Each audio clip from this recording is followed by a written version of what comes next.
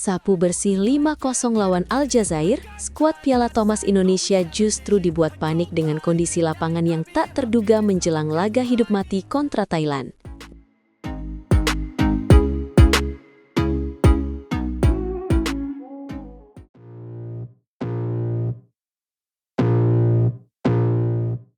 Gila banget sih, Indonesia baru saja memulai perjalanan di Piala Thomas 2026 dengan hasil yang benar-benar sempurna.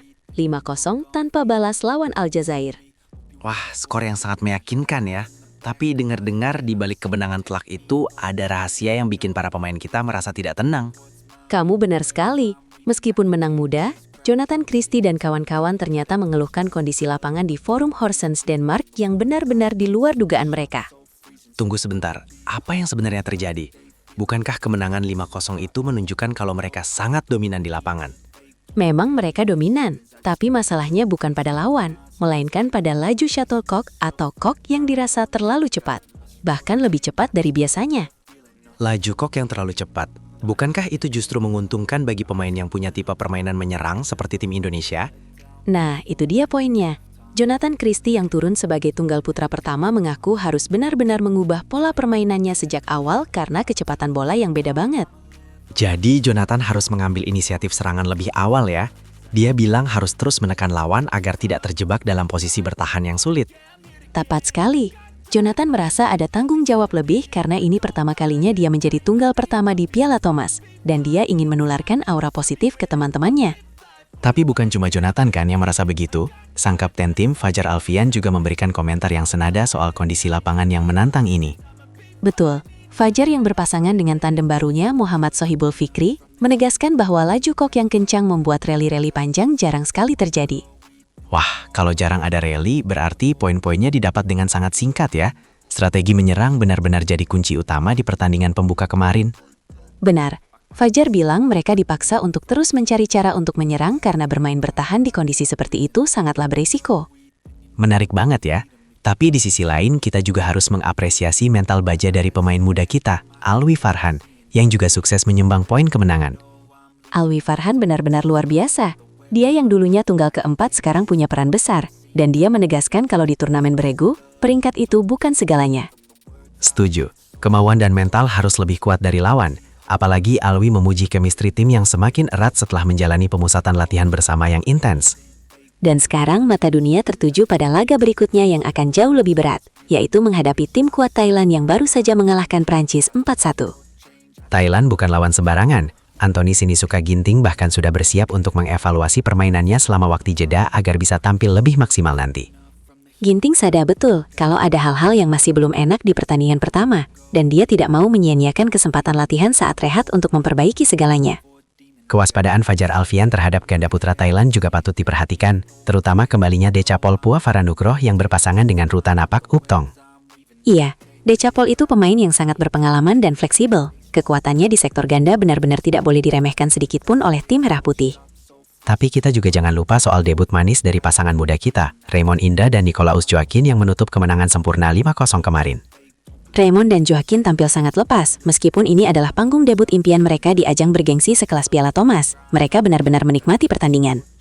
Meskipun menang muda, Raymond mengaku belum menemukan ritme yang pas, karena lawan sering mati sendiri dalam 1 atau 2 pukulan awal saja akibat bola yang kencang. Pelajaran berharga dari turnamen sebelumnya membuat mereka ingin tampil jauh lebih baik lagi dan memberikan yang terbaik untuk Indonesia di setiap kesempatan yang ada. Jadi, meskipun skornya 5-0, perjuangan sebenarnya baru saja dimulai, karena adaptasi lapangan akan menjadi kunci kemenangan saat melawan tim-tim besar nantinya. Benar sekali. Skuad Thomas Indonesia harus benar-benar waspada dan tidak boleh lengah sedikit pun karena kondisi lapangan yang tidak terduga bisa menjadi musuh tambahan bagi mereka. Kita semua berharap tim Merah Putih bisa terus mempertahankan momentum positif ini dan membawa pulang trofi Piala Thomas kembali ke tanah air dengan semangat juang yang tinggi. Dukungan dari seluruh masyarakat Indonesia tentu akan menjadi bahan bakar tambahan bagi Jonathan, Ginting, Fajar, dan seluruh anggota tim untuk terus berjuang habis-habisan. Mari kita nantikan drama berikutnya di lapangan hijau. Apakah strategi menyerang total akan tetap menjadi andalan ataukah ada kejutan strategi baru? Satu hal yang pasti, kemenangan atas Aljazair ini adalah modal awal yang sangat bagus untuk membangun kepercayaan diri tim, terutama bagi para pemain muda.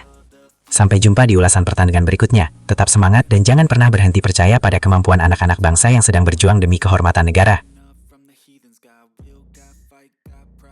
Reason if they wanna go eat, then you know I'm gon' feed 'em if you're coming for me. Hope you're ready for a demon. I got eyes in the back of my head, I'm seeing. Take me for granted and you know. Waspada, tim Thomas Indonesia terjun dengan kekuatan penuh demi hancurkan Aljazair di laga pembuka yang penuh tekanan di Denmark malam ini.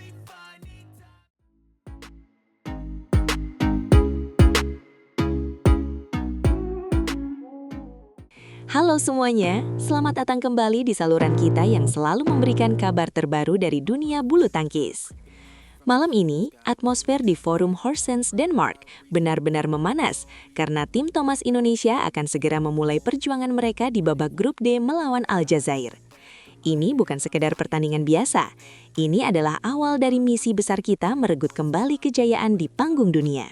Benar sekali. Pertandingan ini dijadwalkan berlangsung pada pukul 23:30 waktu Indonesia Barat di lapangan 3. Ini adalah momen krusial bagi Fajar Alfian dan rekan-rekan timnya untuk membuktikan bahwa Indonesia tetap menjadi raksasa yang patut disegani di kancah dunia.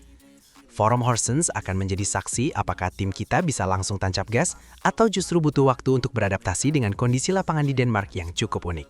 Tapi tunggu dulu, jangan anggap remeh Aljazair, meski di atas kertas Indonesia jauh lebih unggul. Anthony Sinisuka Ginting sendiri sudah memberikan peringatan keras kepada seluruh anggota tim agar tidak sedikit pun meremehkan lawan mereka.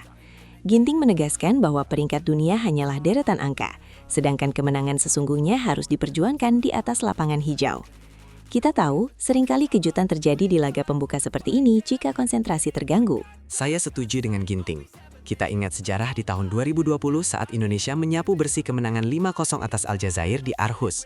Namun itu adalah masa lalu, dan kondisi lapangan sekarang bisa saja memberikan kejutan yang tidak terduga jika kita lengah sedikit saja. Aljazair pasti datang dengan semangat tempur tinggi karena mereka tidak merasa terbebani sebagai non-unggulan. Justru tekanan ada pada kita untuk tampil sempurna. Menariknya, skuad Indonesia kali ini membawa kombinasi yang sangat solid antara pemain senior berpengalaman dan para debutan muda yang haus akan prestasi.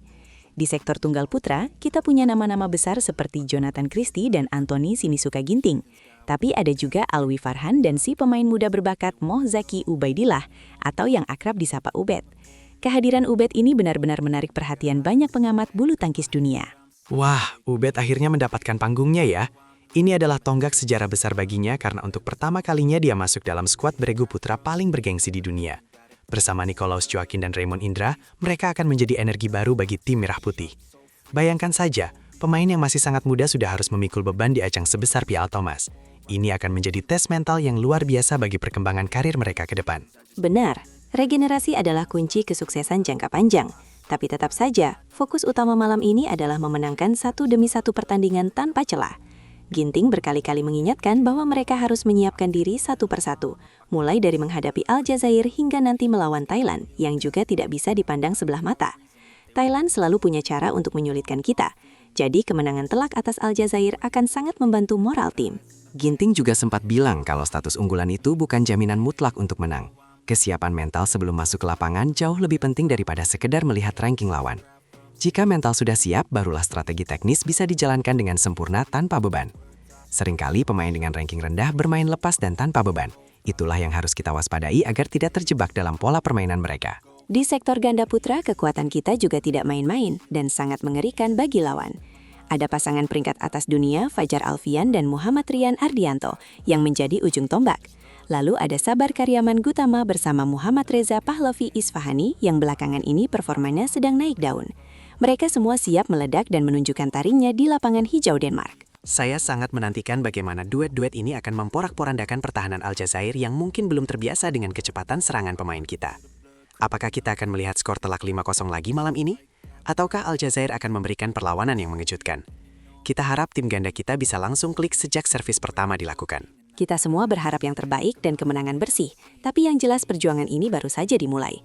Dukungan dari seluruh rakyat Indonesia sangat dibutuhkan agar semangat juang para pahlawan olahraga kita ini tetap membara. Ingat, satu kemenangan di laga pembuka akan memberikan rasa percaya diri yang luar biasa untuk melangkah ke babak selanjutnya dan menghadapi lawan berat lainnya.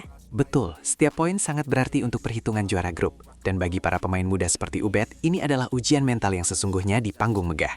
Berada di satu tim dengan juara-juara besar seperti Jojo dan Ginting pasti memberikan motivasi tambahan sekaligus tekanan yang besar. Mari kita kawal terus perjuangan mereka sampai titik darah penghabisan. Terima kasih banyak sudah menonton ulasan singkat ini, dan jangan lupa untuk terus mengikuti perkembangan terbaru seputar tim bulu tangkis kebanggaan kita hanya di saluran ini. Sampai jumpa di ulasan hasil pertandingan setelah laga nanti berakhir dengan kemenangan untuk Indonesia. Hidup bulu tangkis Indonesia!